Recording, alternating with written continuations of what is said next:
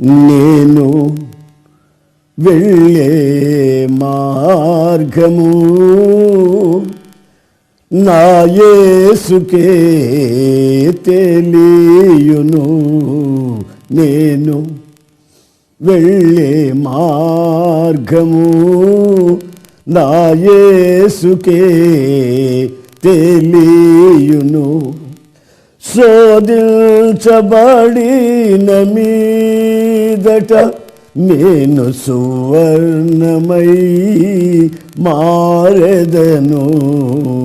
నేను వెళ్ళే మార్గము నా యేసుకే తెలియును. జలములలో బడినే వెళ్ళినా అవి నా మీద పారవు. అగ్నిలో నేను నడచినా జ్వాలలు నన్ను కాల్చజాలవు. నేను వెళ్ళే మార్గము నా యేసుకే తెలియును. నేను వెళ్ళే మార్గము నా యేసుకే తెలియును.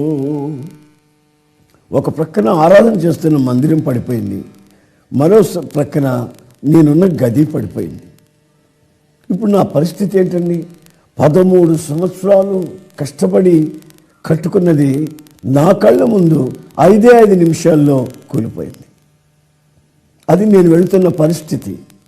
అయితే నాకు తెలుసు, నేను పరిశోధించబడిన తర్వాత, శోధించబడిన తర్వాత సువర్ణంగా మారుతానని, నా పరిస్థితులు సమృద్ధిగా మారుతాయని, నన్ను పట్టి పీడిస్తున్న దరిద్రత తొలగుతుందని, నా ప్రయాసం వ్యర్థం కాదని నాకు బాగా తెలుసు.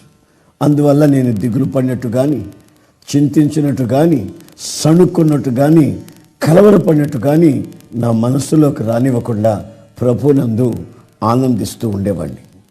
ఒకసారి యాకోబు